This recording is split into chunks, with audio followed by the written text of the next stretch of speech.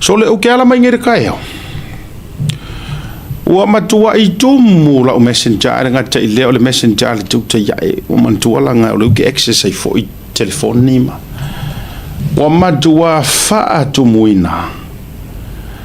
Ile tau fai send mai e tangata. O se faa se apo se tau faa leanga. A se tasi o tu si tala Samoa. O le tamaita ile nei o ia le fai masui o le radio Samoa. E na te au maia tala e te tauona au maia ni tala moni mai Samoa. O ia foi o le teu oloa. A le maftanga atu stala I tonu o Samoa po o le Jaws. Ia o se tangata foi ua leva. Ile anga luenga. Ai wasen mai e tangata. O kai se matua para ka lafa ina tele. I le whainga mainga o le fionga I le lipule. Ai ono le mato proklame nafi. Le fionga ngā whatasi, le fionga e fuimono anai matena nai. Whai mai ei masi o mato company le Blue Wave TV. Whai mai ei ma. Ia ele fou le melea o te whawhitai whaino li ua tau mo whai mesi tala I ta uelo I ngoa. Ele fou ngā whaaloto leanga lea teini. Ai ua ka uva lea umai kenge ringi kua I ngā kenge whapengi por ngi kua I ngā whiwhinge whapeni tulu. Alo I ngā whatu hela utana. O lela ua no foto I tape I lalo na post. Ua toe ave I lalo. Ai ua share solo I tangata. Screenshot I tangata. Ma ua au mai fo I tangata. Pean ofa yatu. Ia se taimi a fio mai a fio ngā I le ngā whatasi ua outo e tā pātou lia le tatā le fio ngai le lipule. E toi fio mai e sau e set the record straight. Ai ua lava are koe ku unga I lalo e mainga o langa post. Samoa. Ua lava le tangoto e tuu I lalo e wha ai loa mai ai. Ua sasi ua se seanga news wa au mai. Eoi. Wa foi ana moni ma fa maoni. E tu pe ilunga. Tu pe ilunga pe afa pe e fa maoni. Lona tau fa leanga. Wa leva nga su e mainga se ava ngoa fa pe se ava ngoa fa aulo. Se imatua I fai mai ai lona loto leanga. Ai wa vavela nga langa ai oso malana dala oso pe o le dala oso popa. Ai muli ane ai ua toe whaia esa na su enga. Mai a toe realizinga ma mauti noa. Tole. Ora kampangi ua leva. Ua leva nga mako le skala officially I le Jaws. Lua fe lua. Eoi. Isamo. O le fato a te utupe nei ana nafi. Ina ua toe whisuia ia nisi o tō whinga I Samoa. Ma o whisuia inga fōlea lesa ua I ngai malanga keu kupi. A o le nei ua oso whai le nei post matua la lau mai le pepelo le CEO. Pepelo le company le Blue Wave. Wa tō sila Samoa I le matui au nei tu ai ngā tala. E la lau mai le nei tu ai ngā whai news wa beni. Eoi. O te le tei no tango I tauso na le swafa. Eoi. Te taua pelo na ingoa lea. Ia. Se isu mai pepe fio mele fio ngai le ripule. E na te tulo. E na te tali foi tau foi le official mai on behalf of the company. Ai o le winga wa lai ona o faso atulang o la fo eta ua mai ai ma. Ma tau mawhai e wha loto leanga e pei o lona loto le to telo tangata.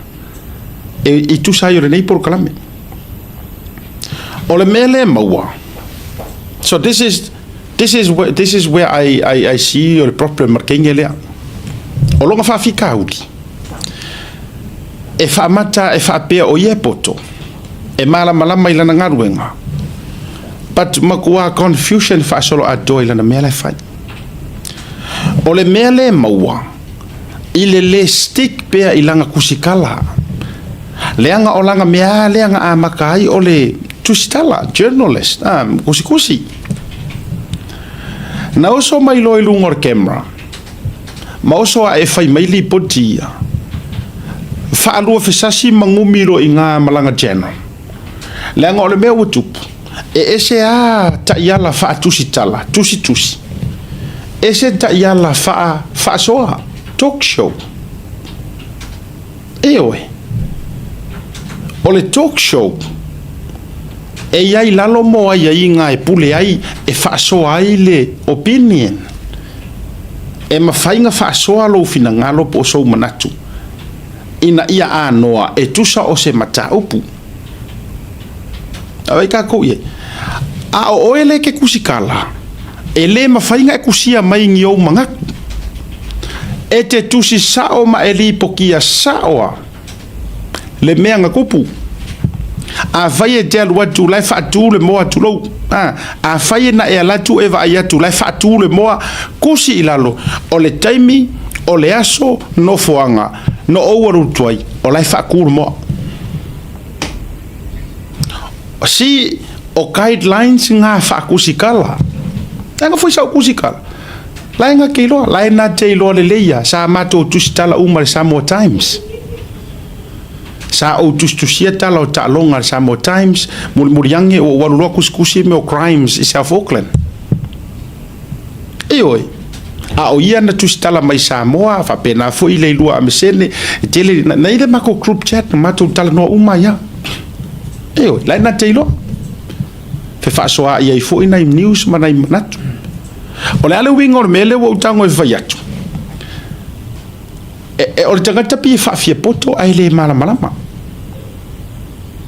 o le ala o so mai o sauro o mix up langa kusi ma le o so mai fa ali o opinions i lungo le mele ma fa pe aina ia o mea sao ia vai la o le tele o le assumption o le kele o le assumption lenga ngofu fai ma fai mai ai male nei tala tele la vanale tasi ale media ni usila o restala isa mo ile tuos ngale radio samo vai ka ko ye ai se ia fio mai bela fio ngai le lipule ona va tu ile lunga mama tu fa maunianga even ole ana fsota ya tu ile peresikenge ole joas olangi confirm melangi e uia nga fa adu fisa solo o mai so lai e mai ma ko disiki o le skala ma disiki o ko nginga o ia li foi le fees ma me fa pena ia ai kau para lu ia ka ko jos ala ai pa uia ai o le pe ola ai e tauto ai ma sa vali la vailu a o fa matalanga tene le o ma tautia le tusi tau fa leanga ya se ia fio mai le fionga le ripuli ia ona ofisili le pe ia se action wa fai le mele langa ile mama ele mama le meo le tangata e tusi tau fa leanga io ai mai se wongofo vanne mai le tūlanga fa mai mautele le stala ka fiolai yes ele o sa fai se si o le Blue Wave TV po se sui o matou le executive ele se me o ia ilanga ele foi media ngai sa mo ele o le executive ya o kanga ka o filfilia po le filfilia ngornga mea so that's fine o le meta o le member o le chos ngasa ma ko le skala i le lua fe lua kolu lua fa le o lua lima vai o le tele o le nei la fonga wa eso na la fo mai ia ai nga tailea you single out le fionga le lipule le ya le fio mai pe o ia se ikali pe o le hale me o kula i mai ia e po fio fu fa isia ma ko le skala de chos le nga o le o tala no mai le o sau le fa se amar tau fa le nga ale teu tupe ale chos fa mai le ai mo ke le rongo winga it's like we're not exist isa mo o mar tato por kala me na o walo fia fia il fare te lo foi no lua tu muri lo ai ma o te le lo se me an po ai o wala mai le tai o ko kumu lo messenger ai mai se vo yo le messenger al te ia i le ano no yo le tangata o send mai le post ma te tia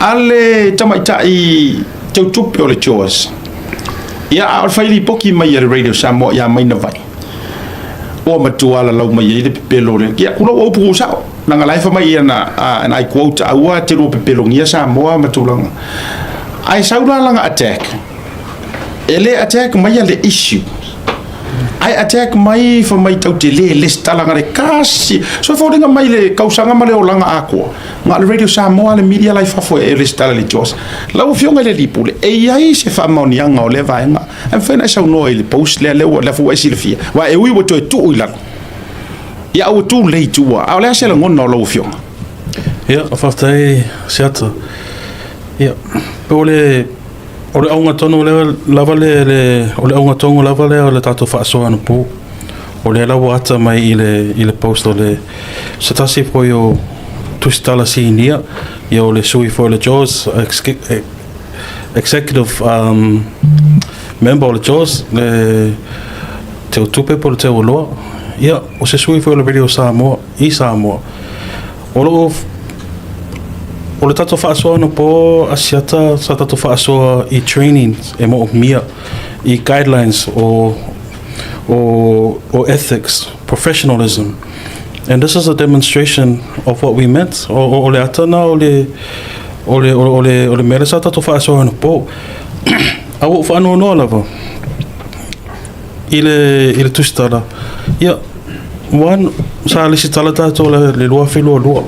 we have the receipts, and we also have email correspondence between us and the Jaws president. And ole me foi fia fsile tu foi aset. Afa apeo longa luenga ole su'e longa luenga le tustala. Isn't this part of your job? Is to make sure that what you say out in public is correct, is factual. And this is the part le mele na total no enough ino le pokalami. Ngol pokalami ngai tota ya elo na mafu angol fatala no issues. And these are the issues. This is what we were talking about. It was never personal le moto tu ya oe lo sunga. But yeah, peta yene.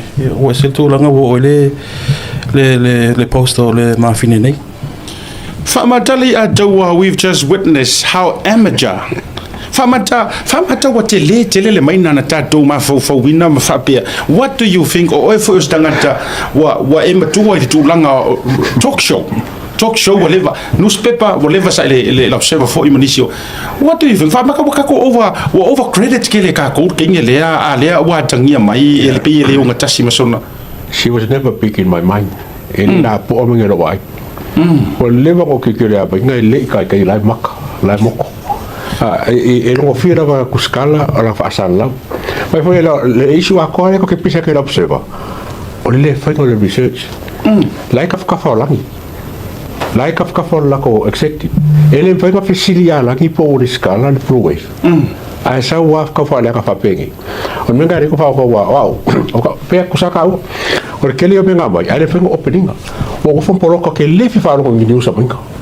O que le queria ir no news venga e si lo fa lo waru e si le por observa ya venga que la information vai me o que le ngame ele a wai i kuskusi me fa o que le no pode me news e sa que pelo me ka ko que lo que so que la ko I never credited her as a senior journalist por ka kuskusi so anai fa te tele ali atu ole ala so la ngona fa le tangata e owning company le nei langa it's a personal attack ila kilo. Oh yes. O leo wata uelenga ta mama ina lo ta mali anga. Ka mai lo suafa fa me melo ia. Ko ka mai mar company. Ai ko fa ai ua i kala. Blue Wave is not part of the Jaws. But o te mana o Samoa se o to se mai. O le fato a o mo fo i Samoa ai le mai lunga tan no ngale male tamaita ya langi o le pristine.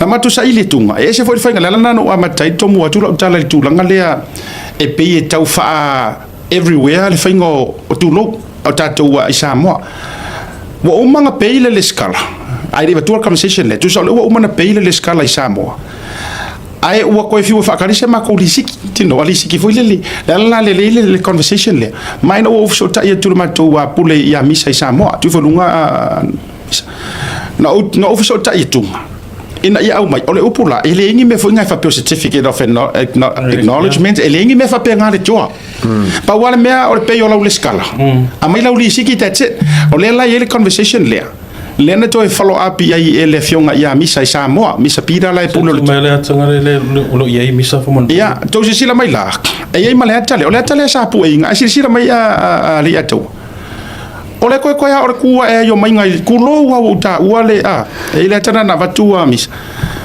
to a ore kua e yo mai ngai le vai o misa po pira ile atale ole members yo le jos na ye le tana na tu na le ko sila mai ai. See, these are all the JAWS members are. Tanga i lato wa no mai atune ia fia menga so fa me ona ton ia o Mr. Peter nge so fa ile tu na of king o me mata i lalo no mona sorry mona blue le tuanga vale la to tsi sila mai e se le kule so fa me fa world chair a le sila tu li manual pito i luma o to vai tu tanga ta ofula no mona tino e se le na so fa i mai lalo kom ka le tu tamataua tu sa o le tangata tonu ana o le pule le na o le matou Blue Wave TV Samoa e le branch le Samoa o whiana lai ku mai nga ngai ku kongo mai ha mai ngai ku ko o ku mai le vai o pita to lo le fionga ia misa o la nga ke loa o fa no nga asiata le matau pule le issue le is that regardless of if you're a member or a non-member afa peo le ata le o tato media o le keep in balance, check and balance, pe le keep accountable le maro, then I'm very worried, I'm very scared for ngale, because if you look at the language being used on this post, what is the language nga stanata tu stala, especially when you're meant to be in the middle. Mankoe siata esele news, esele talk show. Talk show, you can talk about the issue, have your own opinions, but when you represent the news, you have to stick on the facts. And you have to be that person on screen and off screen. Yeah, albe tonu ale toto faso no po mo mi training. O jo sila la sa mo il tele o fa le ton. Now, ale atawa ilo do we have to go this way e ka prove it? No. Ona ole tu ainga emejane yo ne tu si fa pia. No, but ole me ka unga ko fai. Langa le o pepelo e minga kanga. Anga ka kangi. Ele o mama na kele me fai ka ko. So e ka ula mo fe kawi mero ka ko fai ka. Langa wo kele foi kanga ka. Ai me se foi la o cha pipi mo la sap. Wai e nga falo so ka ka foi le la ngal fas. Ola ko la ka le la falo kele me. So it's appropriate la mero fai ka ko. O fa pula fo ke ma fa ba mai kanga. Ya me se ka ko fans me la ko foi. Le pepelo ke ngena. Ya le lawa le o ile fionga te mai tai Pristine. Ya langi Kerrison. Lewa ia le acknowledge le mai ia le tamaitai ila fetusia ina po fe email ia inga ma le fionga mo for your information o le fionga ia misa pira i Samoa o le uso o le fionga le lipule for the record ala yona tu o le e au le ia tu misa o ia pira i Samoa singa mesi fa ka vero aka ia le fionga le lipule e ui pe au le tu ia ai o le uso le titi tu lo o ia foi la nga fa mal tatou office i Samoa ma tu langa uma o ia foi la le awai e o press conference ma me uma o lai fa per ma fo tanga tani e mau te le o awai meia ai wala vale ma tu representative le halu ia awai mei e ui le o aru pira faingi fa fisiti a o lai halu auto mai ma take notes ona pasi mai la ia le i le office nei e ma ke fa so a kwai ma ka fa do vai la tato ia ile te leo le fale tonu ona ole loto ole le now anai ole aso are you planning what's next ole ale tu langa ole vai nga le I mo ole lava ia mar company malonga ngoka ulia asata silfia le e olo me fa peni le titi petele e so ta ela vale tatutula fono tatuloia uma foi na ma fa so ne ta maloia o ta pena fo loia yeah everything to see le because ole so if I read between the lines she is acting as JAWS also acting as a representative of Radio Samoa. Yeah. So those are the things that we need to address professionally and legally, because o le mele mo mia tātou is to maintain the integrity o le tātou wā nofo ma tātou wā ngarurue. A whaapela o toi ngā messages ia mawhai o le au taro suru no Facebook, whaaleanga le owner of the Radio Samoa, pe whaaleanga le Jaws on Facebook.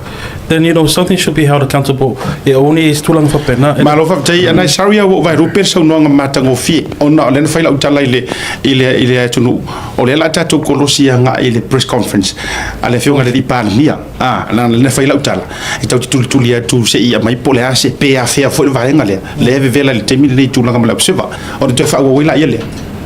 Ja. Okay. Ja. Ya ka ole mo fuma babe ave la langa post. Makawe fo. Peke Facebook pe a you ora fam kalanga ringa fai. Ora fam kalanga I mai loa ka mai malo loa o mea ko o le chos. So nanga like representing the chos. Ai ole simea. Mo ke lea ka mengo ka wi fa ko ese. E muso foi fa ko ese pay for themselves. FFF lo fa ko ese. Ja, ole a tatou te foi mai se sau nonga fa o whiunga lipule. Pa let's cross il tatou press conference ma le whiunga li Pānia Samoa. Ma la justala. Lei o mamalu fa le tunu tainane o mamalu fa le malo. Ia il tel tununga. Ia sa manu ia faiva ma tiute ma la vasina. O le nei fo yaso. Ia o le tatou por kalame le nei masani o le feroinga tai o le malo ma le autostala. Pe lava o vai asta itasi o leu whaatulanga inai os whareile uma le tāle whale fiafi. Ia o la mawel nei whaataltal noanga tā ua. E mamuli atuai nisi o mta upu o mai a foi o na ngalua ino nei vai aso. E le ngā whono ka peneta e mei se foi meo lo tupu I tonu o tātou atunu. I ona vai ngā esese ma mta ngalwenga teitasi. A tfifi lava e whawhelo iatu tulanga lo ia lau mai mo mai Samoa. O whe lava o mo mai iaile nei whasisilanga ma nei whasara launga. Atalo fatu le ngang fa lo po samo nei po tunu mamau sam fa ngai le vea wal pa ia shutatu tunu yona tulanga masani mo pa ia e malwai samo yon tulanga fa lupe ya fatalo fatu foi le mai mo mai ala tatu tunu ia tunu mamau po pe volta fo le langi mo mai nei fa sa le launga nei fatal tanonga atalo fatu le ngang fa lo ya afia mai ale pa ia maulungo tatu tu stala pa malu watu ia ua faisi toi le titi o tātou por kalame o no le telefo tutu no le sfolele ui o lea o tātou jia fuatasi le nei aso manatu e tau pena o sa upu le mta upu le nei o le whatula ese o le newspaper o le observer I tātou pasala launga ia o vai lava le tūlanga o le whetuleni mai o nisi fo o tustu singa mei se lava I lātou o lo o au mai fafo inisi o tūlanga o lo o au ina mai fo I lo lātou fina ngalo. Ia pe lava la o tautalanga na watu le aso tato felo ia im fatino le famo moile nei e manino ame umma I la o por kalame mal fatulanga na watu. Tasi lava le famo moe o nei o te ta le malo. Ia sao sangatonu ma malu le malo e ala I tustusinga. A auto sila le tato sau fa inga le aso le nei. O le moni le nao le upu e amana ia le malo le tūlanga o lautou au nanga whatu stala. Paua o lea, I autou sila I le tūlanga e pā leni ai ma mau ai le tātou wanganga o le ngā lue whatasi. Ta tala le avanoi teimi uma tātou te whasoa ai o tātou talanoa ai on tūlanga uma. A ele ma whaina alu le tātou ngā luenga I luma pe a whai e se ma le sao tūlanga o whatino I tustusinga. Le fau te malmalama e iai au lape ma mea uma wa umana whata atia nisi o whainga malo lumana I atu. Tu atu, mai le I tupu le whato a tupu ral mta upure nei. Aina wha nauma iai mea le lei na fo I PSS a ingo lumana. PSS a inga I te mo sola. Na wha nauma iai mea le lei. Na wha nauma iai a lea. Wha nauma iai le media council. O le ala mena whai le malo na te. Na watu sao le media council I o tau wa au. Whatu pēr le tau whalapo tongo lau tustala Jaws. E le ai se me tasi e puni ti ai le mainga o whamtalanga ma me uma. Peita, ia e peile tau vaenga si matu. E ei fo le teimi tate mai ta watu o lo mau popo. E fo le teimi vai atu fe ese i langona ma manatu. O le tiu te ai le malo. O le wha manatu ma ta tala pēle avanoa. Whai al tato wheu tana inga mo le alwadu luma. ia le la ua mamoli nei le mea lava le sa tugalu ai wa watu nei le tala i nei pito tasi ia la walanga uma mai international media mo mai pongi sa le mafuanga na lai no fai el vai unko la tūlanga le tau mai ni le teimi nei wale a mai a uma le mafuanga na lai ona fai le fai peitai o le wa apo nei le pito le newspaper to tasi e fata ta vale le tunu o ai le o te tūla e pui e leo la auli it's not me o le tunu u le o te taua beina e le mawhai o na o solo muli i le pui ina o le tunu no tō whaava whonga i la upu le aso lau tautonga o le no whoa leo te no whai o no whoa sa moa pui leo whaatasi mawai whaatasi i le tunu a i la sesi o lau tustala sala ese e ta tau o na whai atu tala na malo ai se a oi nai mani no ele mato le vai tato wo malamalama i mole rumana ya wo vai fo ile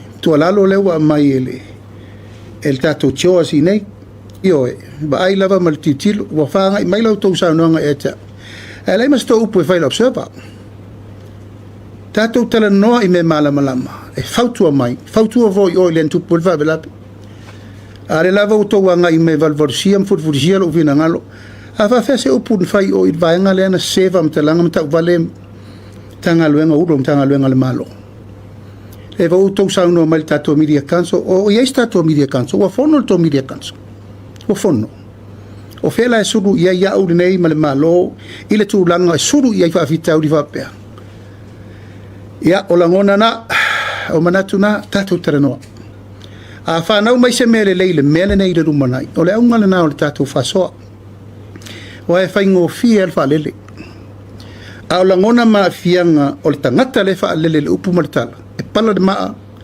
e le pala tala e to se ia le fao wei lona tulanga o le mele na e fa e tete o lo tangata o lo fatu a to ngana a voi to te vai lua suta usanga nel parlamenti o te tatu ngana le tunu ai sia a le ai ngana e le sia tunu a le sia ngana o le ai sa moa lan mele tatu vai nei lungo te pailang o ma safo le fa ai sia upula nei le te pui atuai ta mi lo sanga le nei le te vai e le fa pe te fa to fa lo me ala oli fa lo ya sa moa o le fatu de na I'm just here to represent o we o masani na o to si fia o masani e feta ya in va vitau upu matala o matwa ngukiri na o to si sila te le lo professor si va ngolo tino le io e se ta upu le la fo yo o mai lava il temi nei a lo tu la e tau ave le malo o te lo to telepia e fai la newton ala le e ngalta tu fa so mo to si fia fo le manatu mo le langona e na ta to le langaton ana to si fia ile po pese nu ya tai malama ai fai le metau fai l'alta to fa zamo e to si fia a sala fa ngalma fa me fa sala ai lo fatu ala sala ma se ai fai ar fina vale e no lo le apo mai le lalo langi o mai le malama ai anga i mai tulia pu le fa saole o le pisinisi to tasi ati ya i umale tunu le nei ma to te tutu la yatu pui ma leo le mamadu sa mo le rumana o mana tuai ya le paia mal mamadu o tato autostala that's why we are here ato mai fa soa matala no mata upu nei manino mamala malama le ya na solo ngale le ya le o mana faila upu ya auto la so fon tato tan noi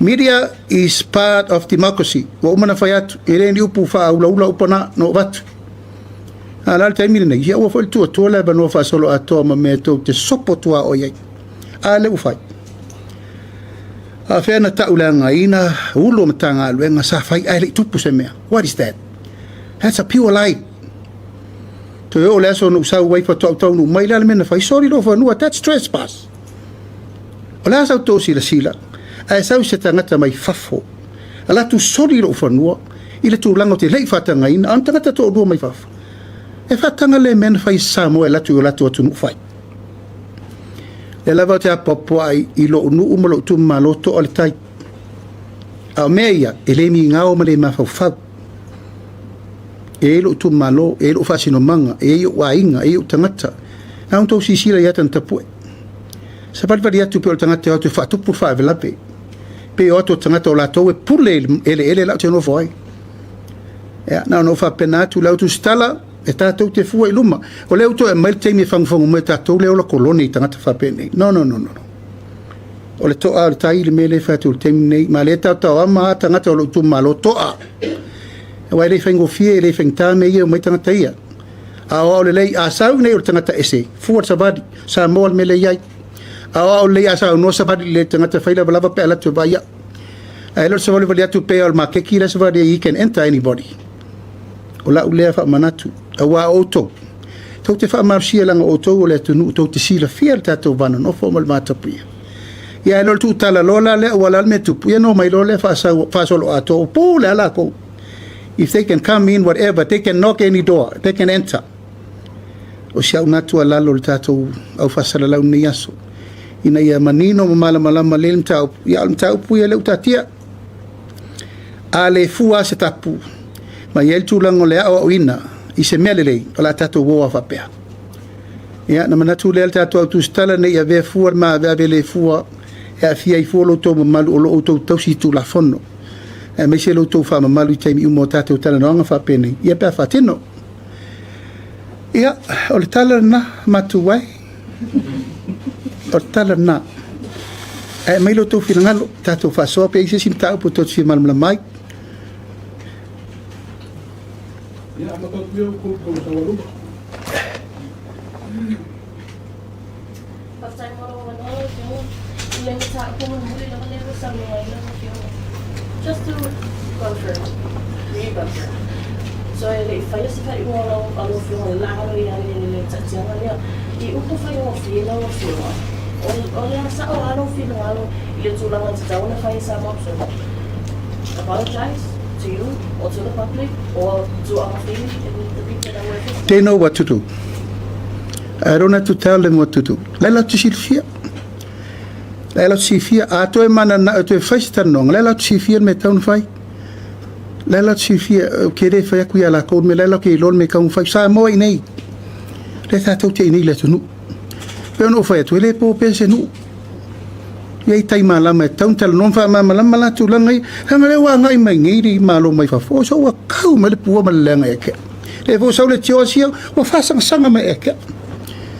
Ai le fai ai rungo penga ta fai langi tato o plame to tire a fio mai tato tala noli. Le fa pelo to fina ngalo le ai mai rungo penga ta fai langi riu ra ko fa. It's not about me. It's my position i lungo le malo o mal mele ta penam pui pui. A fai to te fina ngalo le media mai tato tala no le matala lo vai to. Mai tala no. Ai o to tam fai voi pui pui sang sala sis tangata. Sau tangata ye fai na nang balanta upu le tato te. La mela ser futia i foi vai singano lo to sisita. Fai lau tau ngā luenga ili me sele na fai o lau le tua lalo. No mai le tata non fai stalo. Lesa fasili. O leo tatia ia le Joas man fantai atu. A le mtara por sa mo observa. O lea na maranga fo ilo sinanga sinasa. Salango na ina la fo ia le saunanga le fiona le sumpani nia. Ili ngana. Ia pe na ita mo fu matuale ang fai ale ngana. Fa nga inu mo tato fasala lango, matulanga fa pena. Isa whaeanga lea e anu nunga social media, ora fasili la. A rei tu wa isele le komisina o leo tanwai. Sa whaina na sa nuanga i a mātou. O lea tau fuafua. E whai se whaino inga male eiti. Ina ia mawhai o na au mai o pisa whaasala lau ia e wafu. E tali i mea ia o la o leo matua tele lea tunu ea whaina i whamtaranga ma tau whaeanga. Ora fasili la. Ina nei mea ane wale wa vai. O lea la whai sa mo observer band. O e se fuafua la o fiunga ma whainga malo stu nang whapea. A waile o moele i tau whaeanga le se whafu. O le wanga i wafia mai tau le fuama. Mai nungu e tali o la monia. O le wama wai nei. E fito jono sa whamitaranga ni nungu e ma tau tega. E le o le titi tau whaeanga. Mai la wai le tuangai. Minsta, whaipule. O tangata lau te leo ai a matau le mi. La mo fiunga. E nei se ko fuanga tato mano wale na mention lai longo ai le iabis o fa wa ia tu nga mole na for le tato tu no e pe to manatu suile nga ngana vai se file mu ta file bes na o fio Ia, o le whati nongo tiu te leo leo, nai tō sifia. O lai lima o leo leo. ele no fa tonu tanga luenga lelo o loka mai kanga ye fa fole fa mai nga maringi no a fa ba sila fia wa a fia ini fa mtalanga mani upola to ye fa o lo i lau fionga le ya tau terwe a fe lau tangi lo viso leo on fatino lo tulanga le te sa no mai tulanga tula fono ya o lo ye siril tanga te tanta to siri e pola ya ingol tula fono en fa na mai tanga te in kaseti in hen fa mele to te fina loi a lo loto ato na to si fia fa ya por kalame o te po ila po tanga te lango ngoli chapi pi po tanga te lango ngoli fast na to fa o fa fia no tarzanga fa ma mal sa ai sea pe o te ia po te lea ia tanga tana e tu wa ia te au meu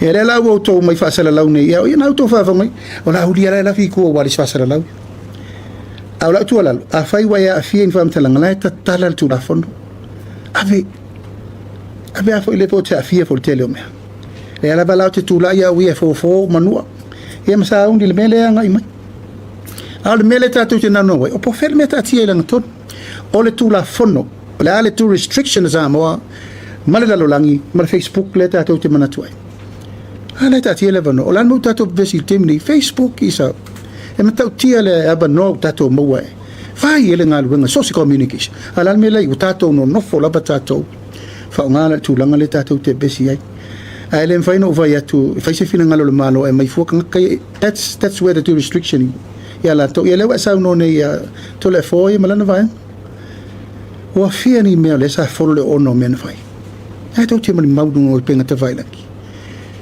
le la vai ta tia la vai la to e o lo fo pu matal yo ele la vai fatal yo ele la mo nei tari pe mo dianga po la me o ye fai la vai sau fu ngal fam sinonga e mo lia pe fa monia ia orena e ono lo tulanga o leo wa fia tono tanga luenga leo ia leo te tu wi i tali sa e masisifon fa ta tiele la ngaton el mayava ta sia la fisi o se le fia fiona le mato tu la fon for le media council le na eta wani o la e paina ile mal o le tulanga vedi aka pai dai le malo o le ala tutel malo e town fai ia how soon le ko ke funding ai ta community e lei mase ko kalsanga nga me fa ko e ka kalmo sa ma ko am ka ukia ko fico ko ai fai ko media council a fai tu langa na o le me tu wai if you need help that's why the law was designed ang au fa po mai mal paint ya le wa korsul ko sanga fai me lei mase me ka su fa ko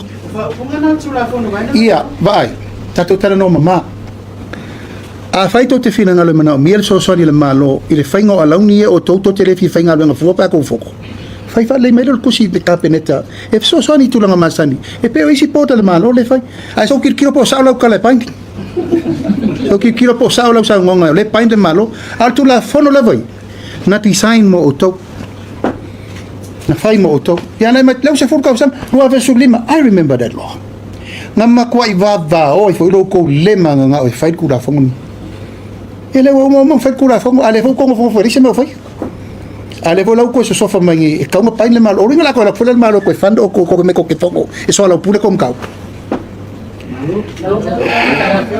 ai fai ngo fi ele se me fenta o mai le wala ko ke mai ka ko fa sa nga ile le ka ko klauli o le mele o no mi so so ni mele la me tu yo to mate tu na le o tato pepese nei mo tato bebesi lungo to wa ya tatau e mal tu lingo o to mamena ai tia ile ano fale o me tatau so ai me se la tu langa le ole fa mo ele ole mele pisai nei tala se ave ole na bili mai nei le stanga te te ufta uma nei al sa no nga tu le o le o to tongi le ka peneta lo pili na ave ya ulfalma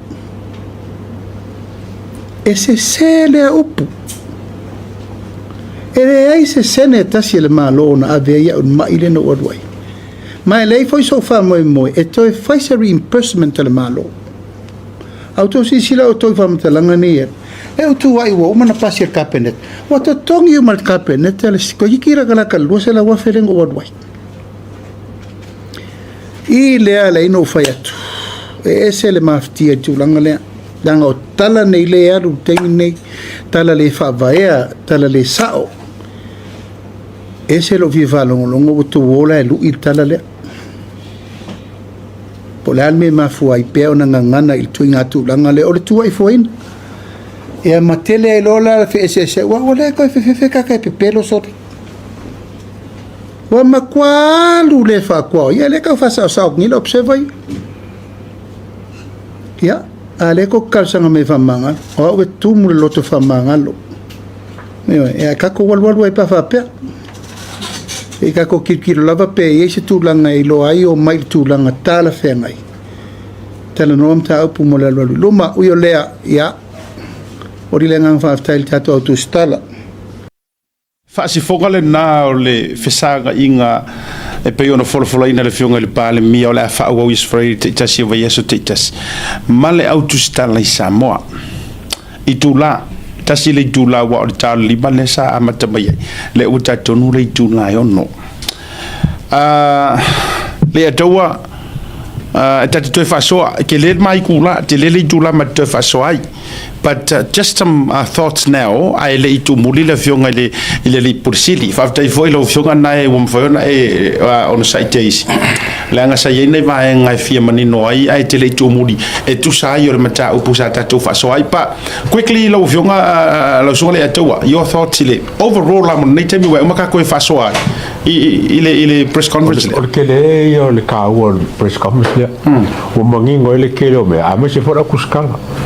O ka kaunga ora kuskara fale male mokingoa o le me kau fai ala ka ilo inga le ka analyzing le me pe amale ma toi foi male atawa ai on ole taimi male fionga le lipuli anai now let's go back to the issue le ale tamaita I fasala lau le foi na vai atuana nei e fatata la na pauale o me la na lo fisili ngia mai ile e po afeko so ko ile por kala blue e mal tauta ia e Samoa e uyo la ufa manino e le fionga le palmia alu e faisanga su masanga kangi pe afia manga o ia ai ona olana tusinga na fai fa le ngai lo tamali anga mar company o ye se fuanga ala o fionga e fat e se si step ulungantu e se mai le tusinga le ya fafta se ata e pela bana tatu talno le temi o solo o ta pena ya lo ia le tatu a company o se fata talanga ngo fu e ngale la ma le tatu lo ia ya me masani lava interact like on our behalf and I know the Radio Samoa the point of contact mo lava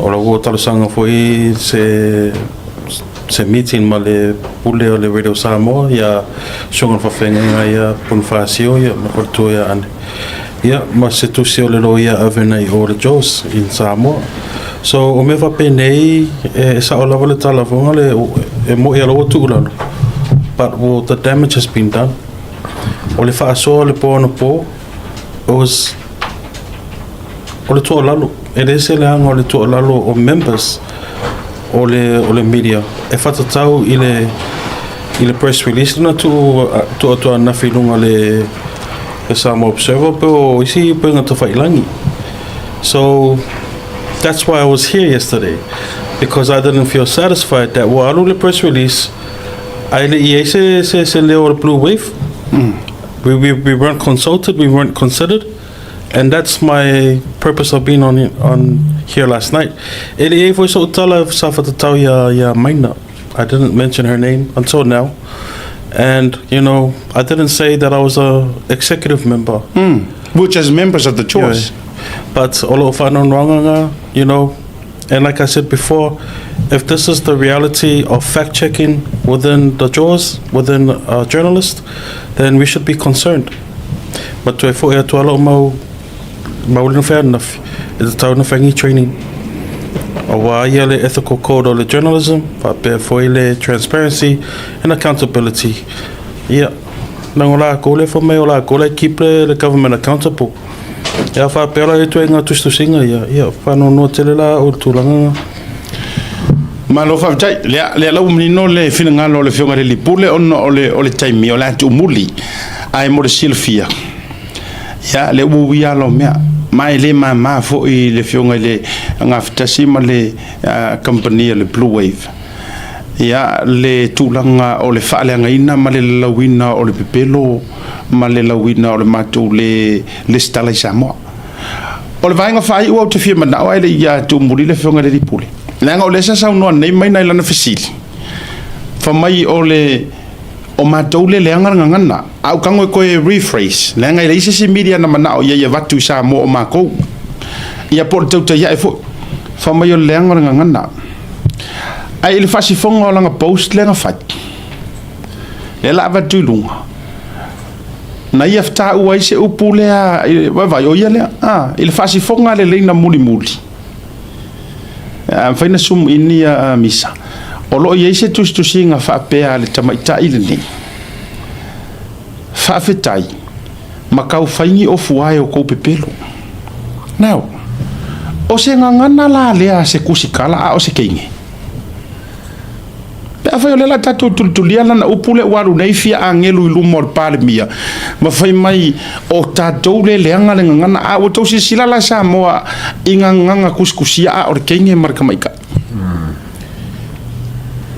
ya uyo lea wo manatu e vatu ai se sila i foi le fionga le lipule le tu mudi ya ai mo modi tu fa tele la fionga nai ya just for le have no for you if you mai set the record straight ya ai mese for what's next la li si vaenga le le afai ya ititele e longo pu li ilo to pa yamalo to malu ya malu le fia fia lo fionga le lipule ya ftai lava seta ftai le atau ftai sa mo lo mai ya man via lavle te fa sa ngale fia fa pe for le weekend ftai ya le na ua mai ala le fa talo nga le fionga le lipule ole afaile fa so amre fionga le asunga le atawa se time join mai ia le ta ya hana ya e tu sai fo yo le tato wa media watch te lo for the last 30 minutes ya on join mai la ya le ole ai ole ase ma fa so ma le asunga le atawa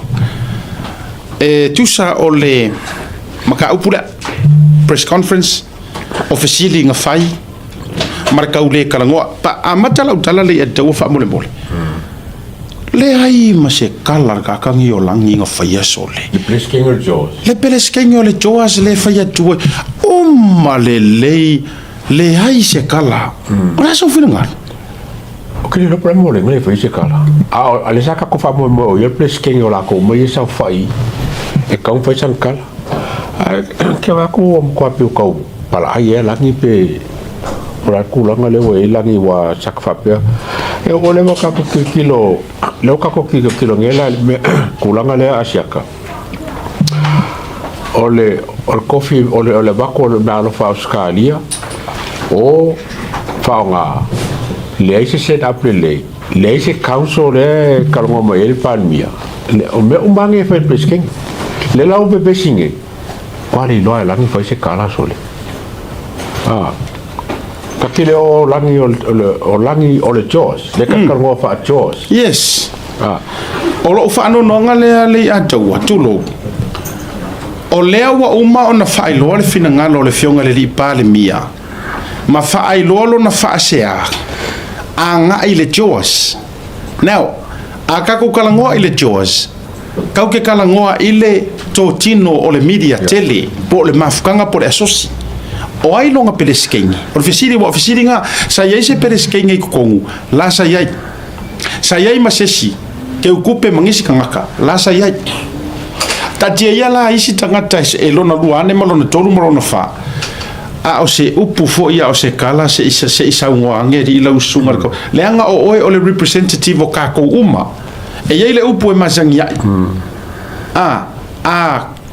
ku ia lo vai tulo e o lo ma fo mo lo fai ai ku lo war fa fonga le tu le anga o le lape o le Jaws o ko executive o le lape umanga o kako asosi mar mafkanga kuskala ya o le mesinga ngo fa ngo ai asiaka fa ka mo ngia nga fil la ko right up for le executive le executive e a fie yo ia ren ka yo luai ale mo ngi le ai ma se fesili ale ngala ko ku ia palmia e ka o nga fa ka nga le opse o fe la nga me la o sa ngo mai palmia si la wele a wona ia ve fis ave se ina se si wodo buka na fika cancel tu lo o le matitala no altu o le o fa manino o ma ko la le skala ko ngore jo asi Samoa so we have every right e avaku ai la mako kai pe al menga kupu fo ile law society o le or ko le kiki pe ko o le or ko nga le ala fa le o tu ai le o pe ona sausunga pali John Tai Malangi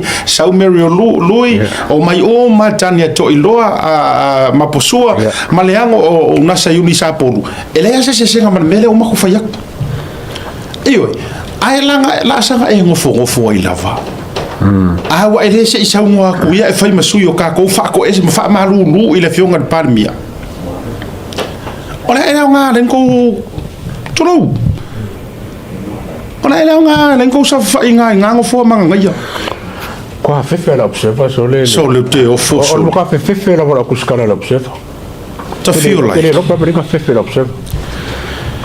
You had your moment. Le lo bingo la tala. You had your opportunity. Nga maua le avangoa. O uno fa te dalile ya tau. E umma loa foi le se wa fursa ko ngale al parmia. Fa ifo loa o kaka ko nga ka warunga mele o langi. Fa pele o sana sa unonga ya lo fionga le parmia. Fa tai fina lo mala malama fa tai fo e tu sol fursa ka malama fa malu luak. Ioi e ui o faiva familia ai lenga o sa o kako o sa mo o lawo fionga o pale mia sa mo o sa mo a o le hafo isa mako ku ala lo so pouku ia onga o mako ku yo mako faiva o pui ngoro mako wa fala pokonga ai a fai o sala isa mako kala ia malia fingolo fingalo o le foi o le afa o mako longa le observa vai o le fo fa o so mako longa ile observa inga ia faia ala o le amio tonu fa ko ese pe a fai wo se ia o le ala nga o se leo vai le ngai vanga ai fa malu wa kulanga le sirsila mamai mo mai le tunu i mean o mako kula ngungu mo kungu e ale wa kungu o malele se ka le ai ma se tala ke o fo ia o ila le faia ila tala le atawa e se le puni loa e se le puni matatongo la kala le lo ke faiaku o tou tu lo le tu alalo e se a le pungi loa e se le pungi makakongo le ale wingo le natala e se lo tou fa be mai o tele tou sala o tou faia le tustusi ma le type ma le tik e se le meo le ukanga ma ko fa ku loko eyo le angor kai miringei wa uma kai minga nga ngus pepa mar kuskusi mar o kai mingi we are at social media time or kai miringi wa live me uma longo winga o le ape foi nga ka ke adu va ve ala fa ko fala inga la ala me fai fai singa u kala vai malu wel finga nga lo le fionga de palmia me nga ka fai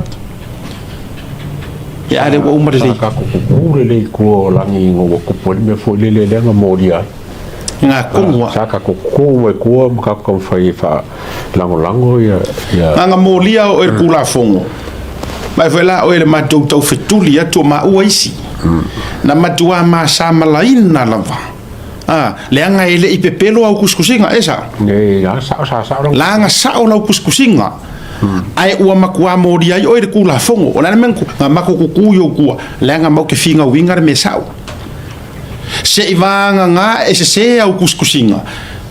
So I think it's time me ke sau ke fako ese ai onga ole ai fight lau case longo winga we believe and we trust and we're with you is our information ya ale wa vakula vangoa ke kango e ku ai de mesa o ma e ya ale makwa unga piu ma singa u kala fa ya ai o papel sa ngol fe lo bus no it fero now I matele io mai le swinga man nei o le media se ma to e afea e ia maina ai fa fonga ko fisiria pa ngara fa sole buka o kia sole o ke le ba ya ye ko nga kusikala pa pe pa me le ko ma uralo ye fisiria fa sole ke faya ma o ke mir pari emotion tailo oi matua ialu lava maona emotion vai tatou ye o la utala lea Radio Samoa wa tauna tuli le tu ainga tangata mongi ala ukala wa tatau ona fate ale tu ainga tangata tau vale ai le ngo mana yo le Radio Samoa my news pepelo ya fa nga ye makau ya la ko o su le Radio Samoa o tupe alu mai mau ia le radio Samoa o pomoni ale o vetu o sila e alu ave o emotion e alu you know her emotion gets the best of her kusa ole ua sau faari mai nga maka mako fasoa an hour before ile afu ile press conference mai o kase uminga sau fa ya ru fesiri mai ngai le blue wave a ole poto ye tanga toso mai totonu le me fo ile nga wa ia longo kingo Filipo e se avanoa e extradite o te lo teina le mo mia le alu a onga mata upule mongi ala ukala o le fo ile tau ai le faio se fo fuanga le radio Samoa ya oi ai mo wai nga va ngoi ki koe halu le ki koe a onga le ai o e malama maina o e malama ma fuanga le waru e se afia me aru ese malongo ele mafai ngala ko faia se melea ele mafai o nga approvinga se extraditions o mama faranga upu mo ele mafai nga extraditinga ko nga ma ko ngi inge meo ngi fainga ngi opinions ele mafai se ivanga nga o se crime against an international crime po se crime wa fret dai le ola le saunga le mu ai mai sio kai kai o le malo fa sio kangak ola la nga va ko kamale tu lo ta o sta malo ta paunga o mafu nga la nga approve ma vaku le anga ua fa maungia ka pulenga e fa o le o ki pare mia sa ia mo o mako ka pule ku lo wa le nga na mare upueto o ma ka pule fa sio ki fia mi vai kusa menga la ya ngai o mato tau pule se makua e vai kele kulo honestly te no una tele lo fa lo ngia lo fa lo le te a o mele o vai tunga en mo mia le lo to ya onga e matua mo mia lo walo te to ya onga le wa uma to inga fa mangon meta upule ya e kero ka wa ngau se malo e au vakungi kanga alo le fai sau su alo e fai sau su ya kia upo yese va henga ke suunga le nga o me yo ke kalangua kuai ma me ye mate fa so tu o me o le fa maungia yese va ila ila pepelo le nga fai sa fa ilu mod pare mia ai pepelo nga ilu mod pare mia because I'm allowed to say that ya le la fa ku lo pepelo wa to fa longo de fisilia maina to fa fonga le ya sa mod fa ngola fisi fa mai o le wo mai sa ia kulo wa fea langa o lai le kote le mako maka upu ai so ka ngoi quote mai la kala inga e fa mangingo fa mai o le wo mai ya sa ia malo na to alua e tali la morianga o mele anga fea le ya ka wo e yo ko kalingi moria a kali le nga mau ko la sola oh my good boy mai o moria nga ko foka fa ko yo e se ale menga wa ko e se me ko la ko ma ko fera ko kala sai a makule pa ole matua e fai tala pepelo le mafufa o matua fa mafia inga ma fa luma inga lo fai kala pepelo malua i mai lo ngutu me pepelo le nga fo yo mele ma wa lo fa ngutu lua ole mele no asa ya ko sa kala ya e ke lo uma men ko kupu ya sem ai lo fa ku o ele sikanga ka nga afia ir mera e te lo uma e fa nga ya la ku nguku le mafa lu mo ole pare mia ma e fia kenge ma mafa o nga fa ku lo o nga fa nga ku sia ya le ngari ile kalinyo la moriang o nga fa o e mana malama e sele menga wa ku ile ngari ile ai fa kai o ye se kangi wa ka fia ar me mongia e maua mai leo la o solo lo baru mala va lele e sola e sem sambo o fia langi me o e fai mai ngai o le o akwa le ngari ile ya ko kadi ta uvale ale radio Samoa mangi ko inga te lo la utala o ele si ko ngar ese male jos tau na ese fa ma vai ka uvale ai male jos ya o e manga ko finga sa o le so lenga fa yang ngele fisi fa mai fa pe o e misi la fa longo mala tala mala fa longo atu au upu malena o vai lena o tala na e faile il pale mia fa mai po ye songa fu nga avaku ona le mela avaku fu el auri ma u Evaculia. evakulea Il est ma foi. o ma para pala vale atu ya oi it's just because e maua au pepelo ma expose au me pepelo nga ke ila ia le wa e kau wa e ka vale fua ma fa mai ora nga o nga na Il est parfois varia sili lenga nga fa. On fait sili parmi. Elle sim ka ko parmi o sili ka ko lo lo. Ah na fa le lo ke sili parmi. ale nei le lo ye sidi mai na vai le ngai le lo ye sidi kango e faisau I meri mai le lo ye sidi e kango lo e pem faingo nga vakua usamo kango e fai mai le lo ye sidi le ngai na ole tau vale ai ma tau mama ina I fua ole atunu e ko ke manga ko ke fa auso mai le malo o ngor ko le fia I meo kako upu makala a wale ma fainga accounting professional ma e faiangi fact ma e tala noa I me anoa pulori afu mar pofi ole kara nga mar upu ya na pauale ole me na ruai nei o e te sila fiali atu kusa ua makua I hoki a koangi fesili manga ngai anga ku e alu e fai ai la ku kasi ana ngai fesili or kau pe mafainga po a fea a avaku loa ia ka ua isa O sili mo nga ba ba ngai fai nga ka ba umbala ba le fam kala nga al parmia. Mo fai nga ka ila ba nga ko fe sili su ero sili ko mo fie. vai sa ngonga le fionga le lipanmia ele ai ma sensio o ko fesili fala au fasainga kulo le ai ma sensio o to ai sea que eu quero fesili fala au fasainga Me mo wele ma bra. Me lo la ke le lo fai. ko so kanga Ko so ka. a foi le kai fesili mai ngai mea le fesili ai Fa le lo po mo ila ko tips. Ei, no por culo, nga. This is a talk show. O fa soa ma meia ma kia. Ala o fa. Vai e le lifo ofisili pepelo le makula ia. Me tonu ana na eitai le lau fa tu. Let me set the record straight. Maina. Ua uma na o fisilingia le matanga ruenga o leo.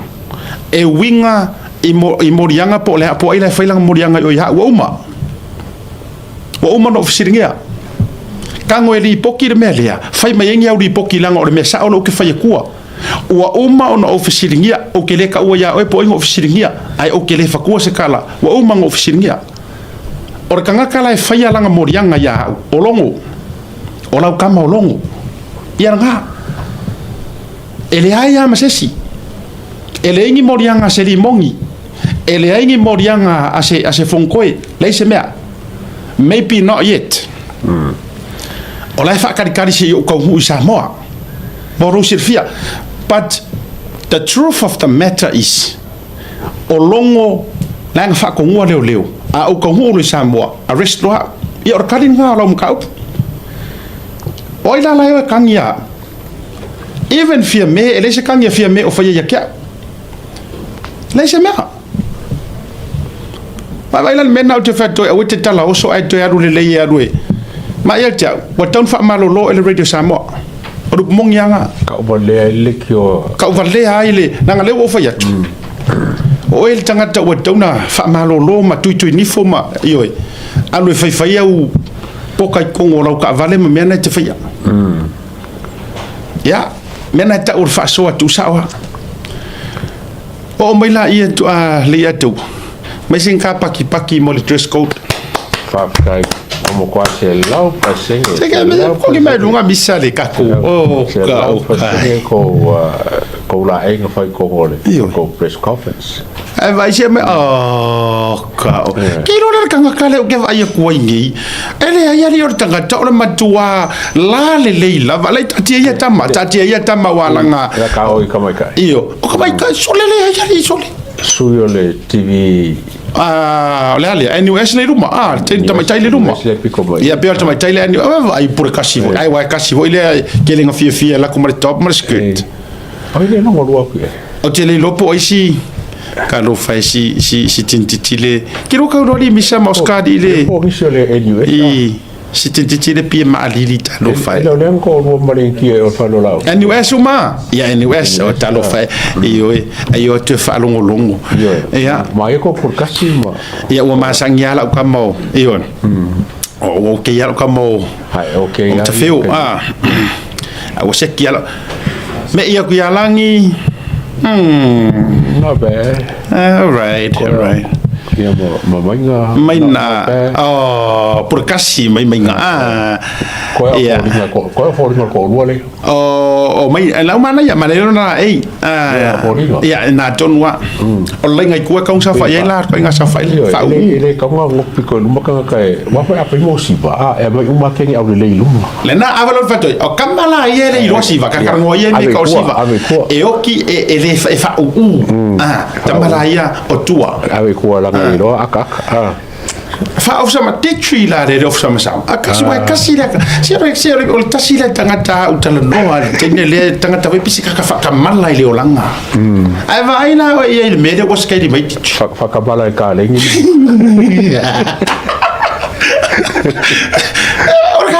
o se to fine la le le to fine io o ala wa vai ka ko ye o na taivi le mal por kas wa vai la ga box mal me e hope mai makamara pingi kama ilo ku ava ye Wa okay ya ki pila mai ya yuli la ko. Wa vai tu foi la tu mer cameraman le tu e ba ka mai kama cameraman le o fundi tasile e ta pipi le fia oi foi ngole dia Isaya tasile tanga te mawanga ko mengi le fast Longo Facebook. wa vai la ata ya uma fa ya no komen ele le foi ata ya utang matita u atu iyo ta fa mo uma no Facebook. Ava no fakula Kele me kuskala. Ko fela ko Facebook. Al me mari e ka sen mai la tu tanga tala tu venga duenga. La to tong ya se re uma matala iyo ele oro foltene te do masani ne te ala ele wa ya la ngo tipia ya ma ko si ka mai ka ile au ka fokipi. Elo la wa gala pungi mai.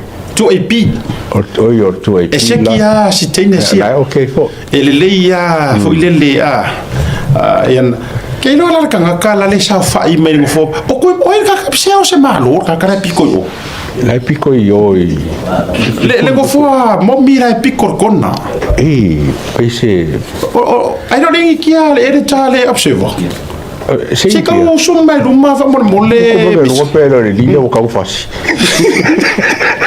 e ka ka vai kunga som mala e ku mai gai sole oi vai le kanga le o ke oi la vi oi ka fe ngai e oi au to si la tu sa mo e maka o kia ku ngo fo la vi lo ngo fo pare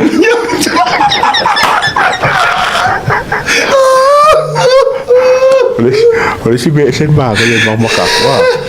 Pese sen nga vole o se on kama kia o mala ko fa ya o o yo le la fa to lo tu la ste no le tu la ngale la fa ta ya misa le tu le piko pe le o le la fa to lo tunga ya ste no o le tu le tu le o ka foi yo le tu mo se mai o le tu e pi le la ngale ka pupungi ste ne NUS le o fu ya le se kia ya le so le o la vele o que vai la sa si si la o ka pe o ko sa fai le fionga le au mar o ko no kin ka ba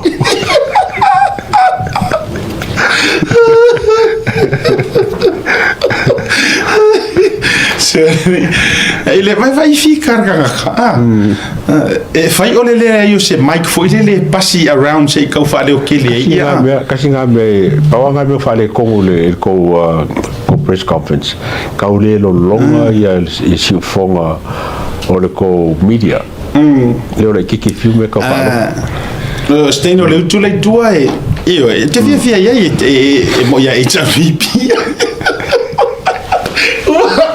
vai kamo vai recording ai ko fora vai recording marca cara ora ve recording ora go si la ora tanga talia o ia to no le e pule le media de malo a wo ko si la ko ya ora mo ele me la ku la me Ya are kau kure mo ya sko ingo lave ele papa feki kidi ngi fesiti Tanto Aya se vai nga mate fafte ya I fafte tele lava wa mana ia samatu walalo Ola ko ke o ko vai lenga fa ma fa fo ya nel so ngare ada di pambia se ve ko rinta ko media watch di base ko media por me di o mo ya hana ya ele dei va ngore via ya any final words to say why ele I fesidi nga fayangi ele papa ni fekikiri se ko pe papa ni pomungi nei o fakao ingon melenge wala nga ki fesi ko fale ko mo la kuskala ma nga ye kiliva nga el palbia on kau iya o nga pe mo la me o sa le mana ia o le saunoanga o le mana ia o le lecture inga le pale mia ana nei ki roanga ngi pese training pese media seminar seminare o le ala foi lana na ia toi wo matu ai tau tule moi la mama kuma ai wala rengo fola sa par kamano pese de si poi o tau sila tu